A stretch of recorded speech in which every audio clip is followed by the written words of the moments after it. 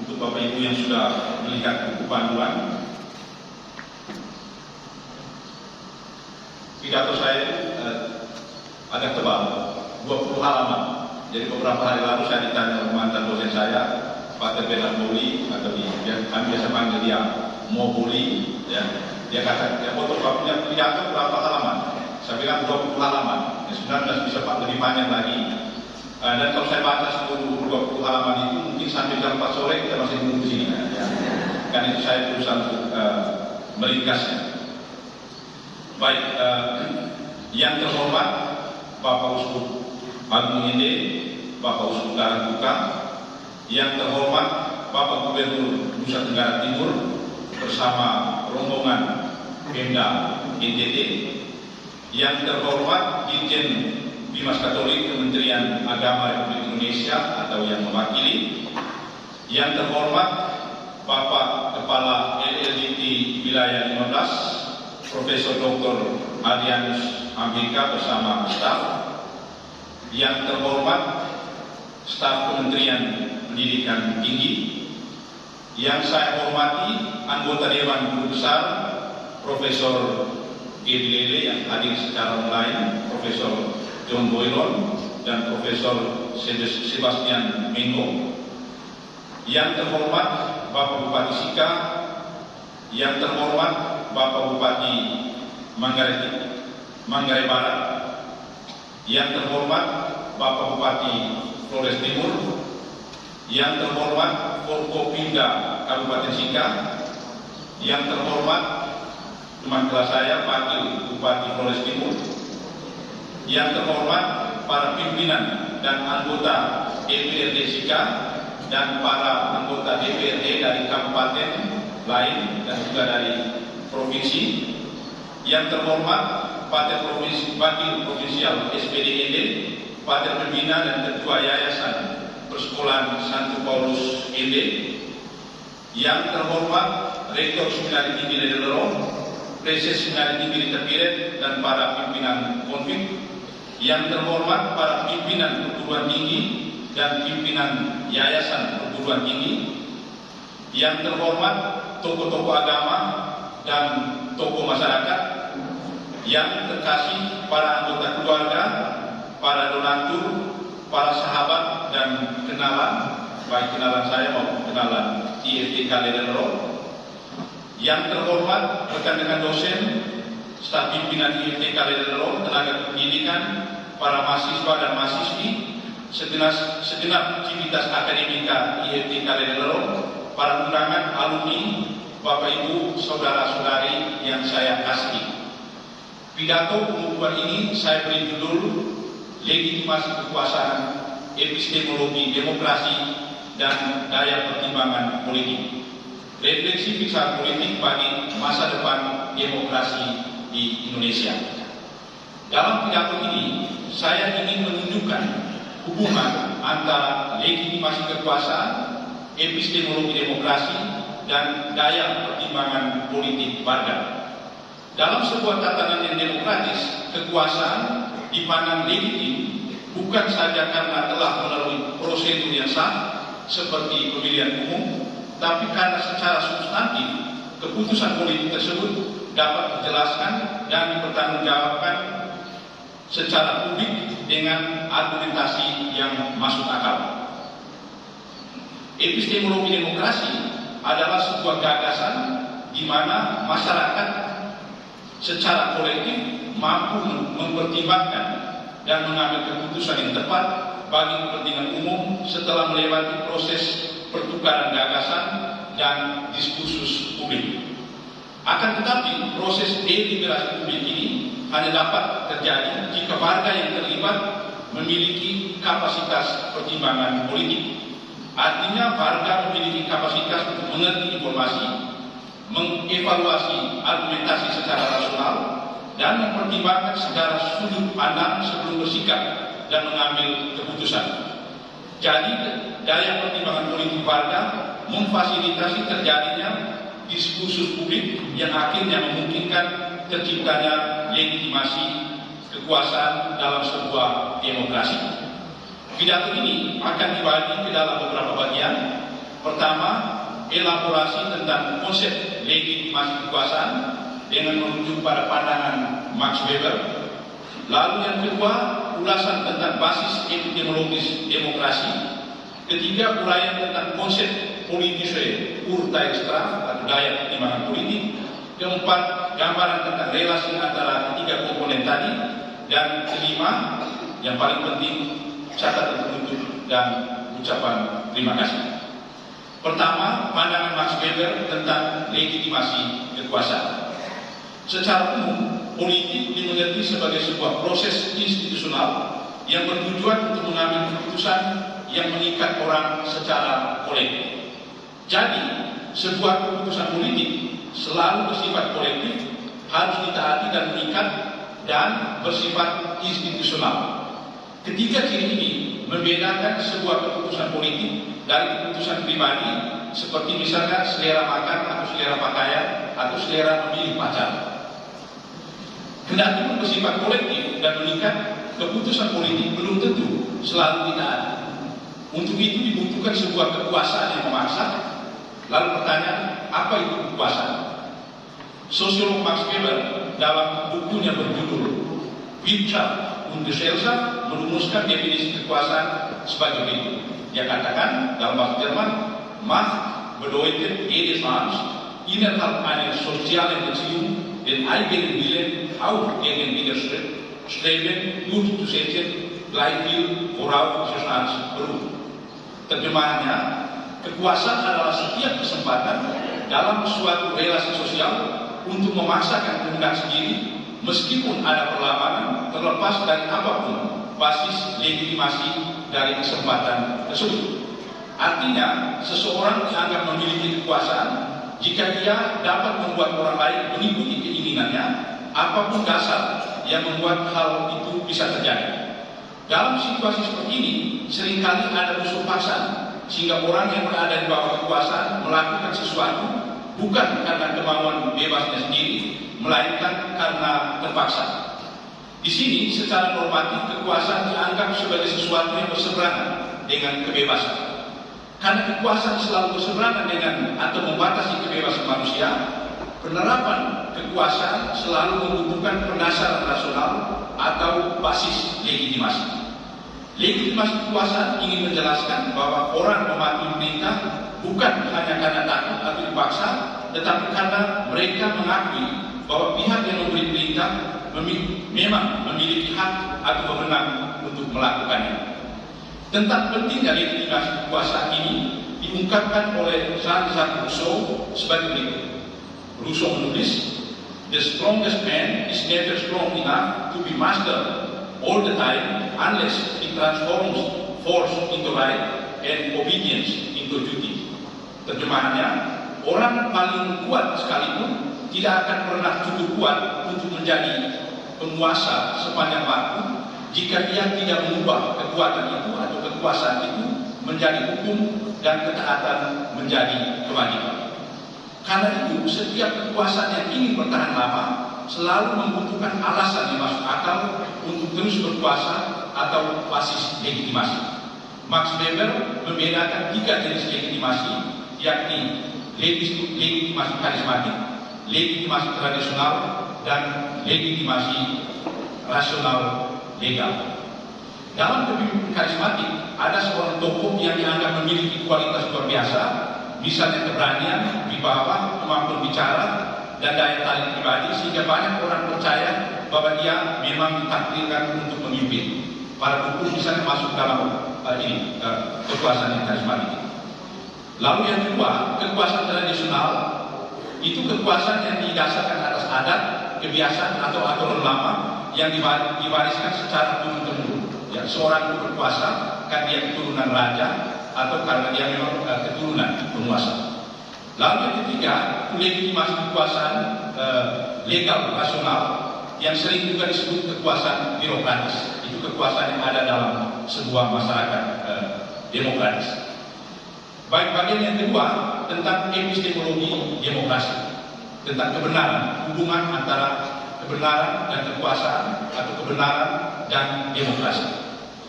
Legitimasi legal rasional yang ditemukan oleh Max Weber tadi mengandaikan bahwa warga negara mengerti dan mengakui landasan normatif dari sebuah produk hukum.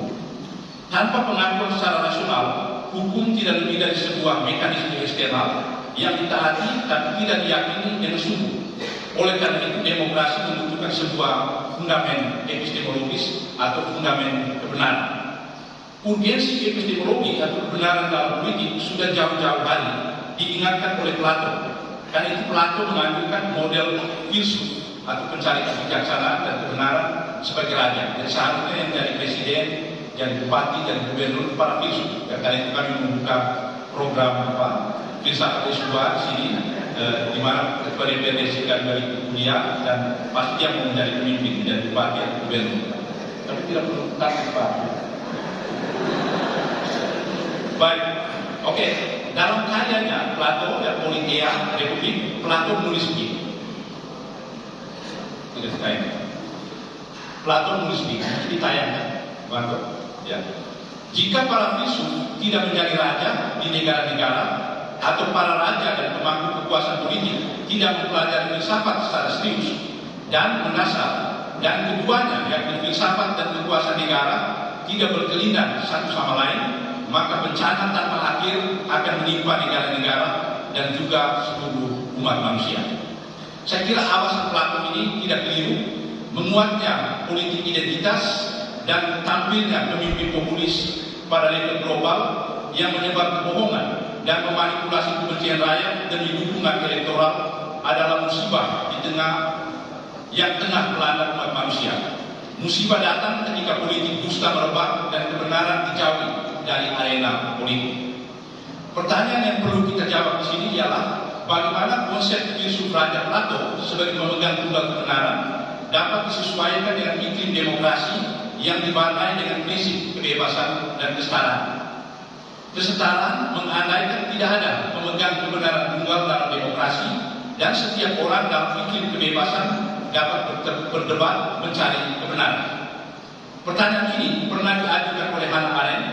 Bertolak dari konsep kebenaran Platonis, Arendt akhirnya menganggap kebenaran, termasuk kebenaran faktual, sebagai musuh demokrasi. Arendt berpandangan bahwa klaim kebenaran merupakan hambatan bagi diskusi dan membungkam kebebasan berpendapat. Sementara itu, politik selalu hidup dari komunikasi dan benturan pendapat atau benturan pandangan. Akan tetapi sesungguhnya bukan kebenaran dan fakta yang membungkam komunikasi atau perdebatan dalam politik. Bukan kebenaran yang berseberangan dengan politik dan demokrasi, melainkan pemahaman Hannah Arendt tentang kebenaran Platonis sebagai sesuatu yang singular dan final yang tidak kompatibel dengan demokrasi. Sebaliknya, jika kita memahami klaim kebenaran sebagai sesuatu yang valid atau sesuatu yang bisa bersalah dan dapat dikoreksi kembali dalam proses diskursus, maka komunikasi dan diskursus dalam politik tidak pernah berakhir.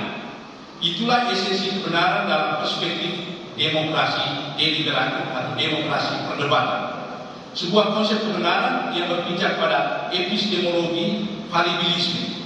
Epistemologi valibilisme tidak berpretensi untuk melahirkan jawaban final, tapi setiap jawaban selalu terbuka untuk perdebatan baru. Jadi sebuah produk undang-undang misalnya tidak pernah final, kita bisa berdebat kembali tentang undang-undang itu, dan dalam sebuah rejim demokratis biasanya warga juga bisa menggugat sebuah undang-undang ke Mahkamah Konstitusi dan untuk mencari kebenaran baru atau produk undang-undang yang lebih adil. Epistemologi valibilisme itu bersifat inklusif, ia melibatkan semua yang mampu menjelaskan sebuah persoalan dalam deliberasi publik. Menurut Habermas, legitimasi sebuah produk hukum harus lahir dari sebuah proses diskursus bebas represi, di mana yang diakui hanyalah sebuah paksaan tanpa paksaan dari argumentasi terbaik, atau dalam bahasanya teman kelas saya Baltasar Brigado, cuman besseren argument, dari paksaan tanpa paksaan dari argumentasi yang terbaik. Jadi yang menang itu hanya boleh argumentasi yang terbaik, bukan lain-lain. Oleh karena itu, dalam demokrasi, kebebasan berpendapat dan mengajukan kritik harus dijamin. Karena itu penyiraman air keras terhadap para aktivis ancaman serius terhadap fondasi demokrasi. Yang ketiga, urgensi daya pertimbangan politik di dalam rakyat. Epistemologi demokrasi menggarisbawahi pentingnya deliberasi rasional, keterbukaan terhadap kritik, dan penghargaan atas perbedaan pendapat sebagai basis legitimasi keputusan politik.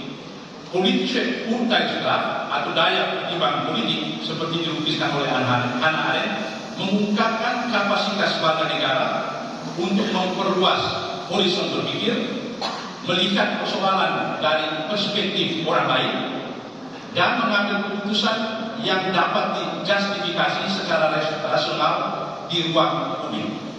Tanpa daya pertimbangan, diskusi publik akan bertransformasi dari propaganda dan legitimasi legal rasional tidak berpijak pada kepercayaan publik.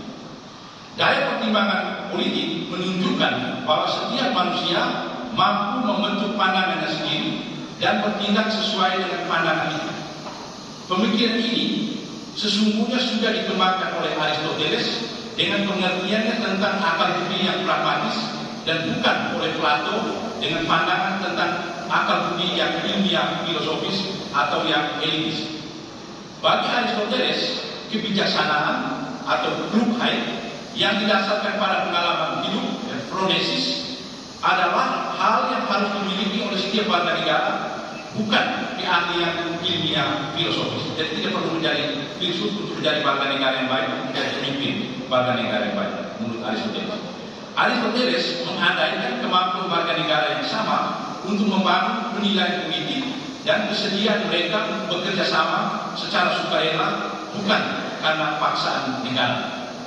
Aristoteles dalam karyanya Politics juga berpandangan bahwa kumpulan rakyat biasa yang bermusyawarah akan menghasilkan keputusan yang jauh lebih berkualitas daripada yang dihasilkan oleh seorang manusia unggul, seorang pintar, atau seorang pakar peneliti. Jadi saya kira ini penting untuk demokrasi. Aristoteles katakan keputusan yang diambil oleh kumpulan rakyat biasa yang mungkin tidak berpendidikan, kualitasnya jauh lebih baik daripada keputusan yang dihasilkan oleh seorang pakar peneliti di perguruan tinggi, termasuk di IFTK Delaware. Pandangan ini memberikan basis argumentasi bahwa daya pertimbangan politik merupakan kemampuan kolektif warga negara dan bukan menjadi milik eksklusif orang-orang pintar atau kelompok elit. Hasil kreativitas peradaban manusia modern yang menjadi prinsip dasar demokrasi adalah kebebasan dan kesetaraan semua manusia, yaitu temuan masyarakat modern. Kedua prinsip ini memang ditemukan pada abad pencerahan atau Aufklärung Eropa dan diperjuangkan secara berdarah-darah dalam Revolusi Prancis dan Amerika Serikat. Akan tetapi prinsip ini diterima dan berlaku secara universal karena pengakuan akan universalitas martabat dan kodrat manusia. Kita di Indonesia misalnya reformasi tahun 98 adalah perjuangan untuk meraih kesetaraan dan kebebasan tersebut. Kedua prinsip ini telah menjadi panduan normatif universal untuk melihat bahwa bukan lagi warga negara laki-laki penuh yang berkuasa atas keluarga, istri, anak-anak, dan budak, melainkan semua individu manusia diakui sebagai pemegang hak dan kebebasan yang sama.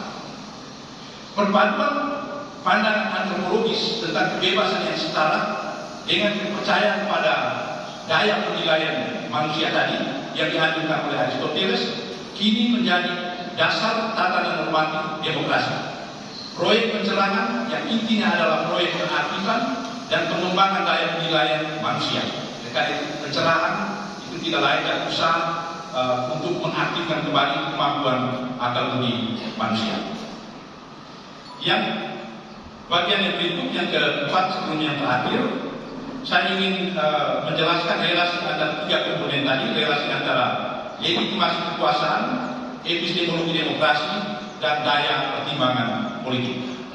Pada uraian tadi, saya telah menunjukkan tiga lapisan konseptual penting dalam membangun sebuah tatanan politis yang demokratis, yakni legitimasi kekuasaan, epistemologi demokrasi, dan daya pertimbangan politik.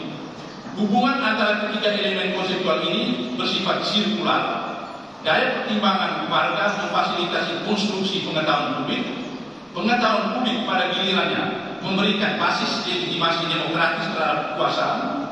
Legitimasi kekuasaan yang dihasilkan memperkokoh kembali keyakinan dan kepercayaan publik atau warga untuk terus mengambil bagian dalam proses penilaian kolektif terhadap realitas politik, terhadap produk perundang-undangan. Di sini demokrasi dapat dimengerti sebagai sebuah lingkaran reflektif antara warga yang menilai, ruang publik yang memproduksi dan mereproduksi pengetahuan, dan kekuasaan yang mendapatkan basis legitimasi dari sebuah proses yang telah berjalan tersebut. Pertanyaan lebih lanjut yang harus dijawab ialah, apakah yang perlu dibuat agar warga negara memiliki daya pertimbangan politik yang berkualitas? Ada 6 yang harus kita lakukan. Pertama, formasi daya pertimbangan politik membutuhkan infrastruktur epistemik yang sehat, yang terungkap lewat media massa yang terpercaya, akses informasi publik yang transparan, dan adanya perlindungan terhadap kebebasan akademik dan kebebasan berekspresi. Tanpa adanya ekosistem informasi yang kredibel, warga tidak memiliki basis material yang cukup untuk membuat penilaian secara rasional. Lalu yang kedua, pemahaman tentang lembaga pendidikan harus melampaui perannya sebagai penyedia tenaga kerja yang siap pakai. Lembaga pendidikan harus berperan aktif dalam informasi kewargaan lewat latihan kemampuan argumentasi, literasi media, dan keterbukaan dan keberanian untuk membangun dialog dalam suasana berbeda. Daya pertimbangan politik berkembang lewat praksis berpikir bersama, bukan melalui kebiasaan menghafal ilmu pengetahuan. Ketiga, demokrasi hidup dari ruang dialog dan diskursus konkret pada tingkat masyarakat dalam kehidupan sehari-hari.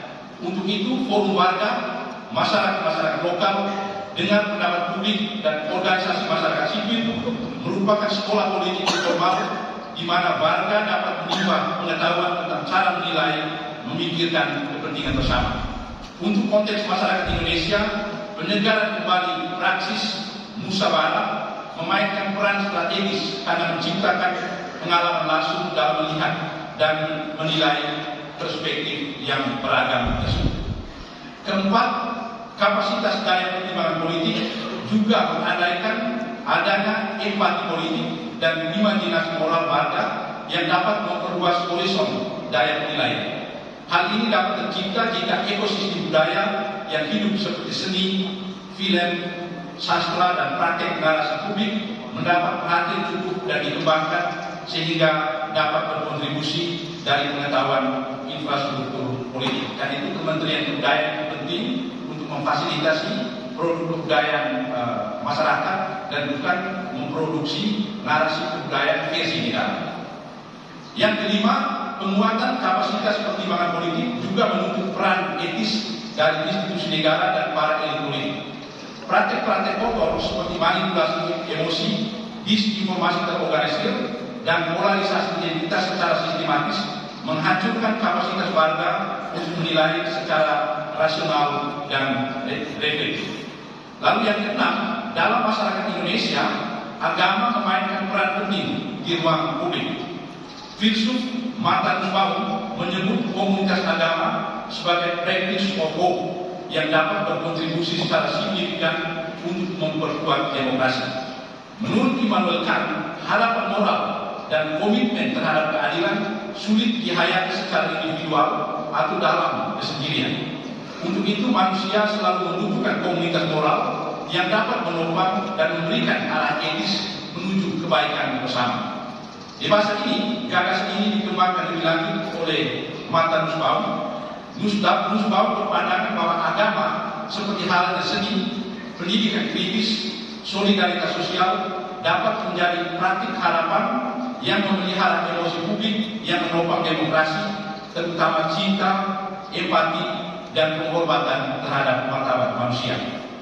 Dalam masyarakat plural seperti Indonesia, komunitas iman atau agama memiliki potensi menjadi ruang formasi daya pertimbangan politik, tempat orang belajar mendengar, mengendalikan nafsu permusuhan, dan melihat lawan politik sebagai sesama manusia. Yesus katakan, cintailah musuh. Dengan demikian, agama tidak berfungsi sebagai identitas eksklusif yang memecah belah ruang publik, melainkan sebagai sumber energi moral yang membantu demokrasi menghasilkan warga yang mampu menimbang secara reflektif, berdialog secara rasional, dan bersama-sama mencari kebaikan bersama di tengah perbedaan. Penutup, saya kira ini yang nanti-nantikan. Akhirnya, Bapak Ibu Saudara-saudari, saya menyadari bahwa refleksi filosofis ini tidak lahir dari ruang kosong atau hanya dari hasil pergulatan intelektual pribadi saya dengan buku-buku, melainkan juga dari sejarah panjang perjumpaan dengan berbagai orang, latar belakang budaya, pandangan hidup yang turut berkontribusi membentuk pemahaman saya tentang politik dan demokrasi. Pengalaman belajar di berbagai ruang akademik, penelitian bersama komunitas-komunitas lokal, kegiatan advokasi untuk masalah pinggiran, dan dialog yang sering diwarnai perbedaan yang radikal telah mengajarkan bahwa kebijaksanaan politik tidak pernah tumbuh dalam kesendirian, melainkan dalam komunikasi dan dialog tanpa henti dengan orang lain. Karena itu, saya menyadari dengan penuh syukur bahwa perjalanan intelektual ini bukan prestasi saya sendiri, melainkan hasil dari sebuah proses pencarian bersama. Pada tempat pertama, terima kasih saya haturkan kepada Serikat Sabda Allah,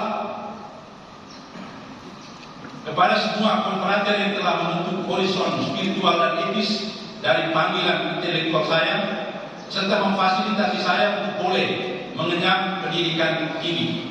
Kalau saya tidak masuk SPD, mungkin saya tidak pernah ke Eropa. Lewat spiritualitas dialog profetis, SPD telah mengajarkan saya bahwa sikap ilmiah itu tidak pernah netral, tetapi selalu berpihak yang berpihak pada korban dan mereka yang terpinggirkan. Saya juga ingin mengucapkan terima kasih berlimpah kepada kedua orang tua saya,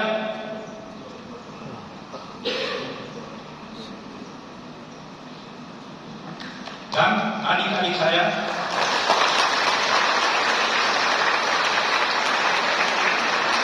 seluruh anggota keluarga besar, sahabat dan kenalan di mana saya berada, yang dengan kesabaran dan kasih setia menjadi ruang pertama tempat saya belajar tentang kepercayaan dan tanggung jawab. Terima kasih banyak juga saya aturkan kepada pemerintah Republik Indonesia dan seluruh pemangku kepentingan publik yang memungkinkan pendidikan tinggi tetap menjadi bagian dari proyek kebangsaan.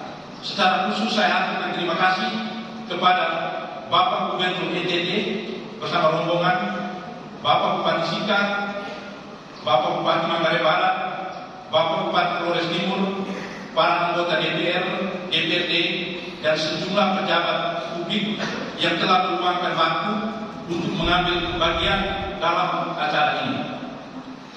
Terima kasih banyak kepada Kementerian Pendidikan Tinggi dan kepada Kepala LLDP 15 serta seluruh staf LLDP 15 yang selalu mendorong para dosen dan juga lembaga IFTK Lelero untuk terus maju dalam pelaksanaan Tridharma Perguruan Tinggi. Terima kasih berlimpah kami haturkan kepada Direktorat Jenderal Bimas Katolik yang selalu mendukung kerja IFTK Lelero. Terima kasih juga saya haturkan kepada para kolega, sahabat akademik, para pimpinan perguruan tinggi yang melalui diskusi, kritik dan persahabatan intelektual terus mempertajam pemikiran saya. Secara khusus saya menyampaikan terima kasih kepada Profesor Gebi Lele dari Universitas Gadjah Mada, Profesor Sebastian Mengko dan Profesor Yohanes Boylon dari Universitas Katolik Indonesia Santo Paulus Luteng yang dengan kemurahan hati telah meluangkan waktu untuk mengambil bagian dalam acara pembukuan ini.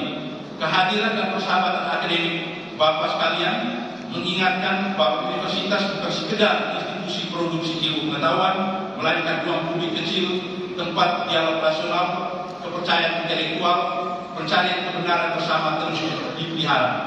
Dalam relasi-relasi inilah saya belajar bahwa berpikir selalu merupakan tindak bersama, sebuah tanggung jawab kolektif untuk menjaga dunia tetap dapat dipahami dan dibagikan. Ucapan terima kasih yang mendalam juga saya sampaikan kepada para pimpinan gereja lokal, Bapak Uskup Agung Ende,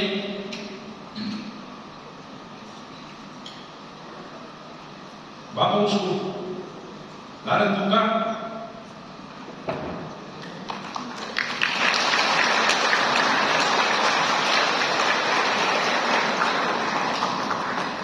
telah memperkaya dimensi moral dan spiritual dari perjalanan akademik dan refleksi intelektual saya.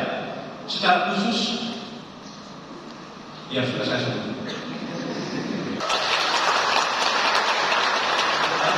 Ucapan terima kasih juga saya sampaikan kepada alumni yaitu menciptakan ruang diskusi yang memperkaya pengetahuan saya dalam bidang yang beragam. Terima kasih berlimpah bagi para donatur IFT Kalelelo, beberapa yang hadir di sini, yang telah mendukung kerja IFT Kalelelo baik lewat doa maupun lewat bantuan finansial. Mungkin yang kedua ini bukan lebih penting, tapi penting sekali untuk kepentingan pembangunan fisik maupun beasiswa bagi para mahasiswi yang kurang mampu. Sejumlah donatur yang melalui kerja jurnalistik, advokasi dan partisipasi publik terus menjaga ruang publik tetap hidup sebagai ruang politik, dialog dan akuntabilitas demokratis. Kehadiran mereka saat politik tidak berhenti pada refleksi teoritis, tetapi menemukan maknanya ketika bersentuhan dengan dinamika nyata kehidupan masyarakat. Pada level kolaborasi akademik internasional, saya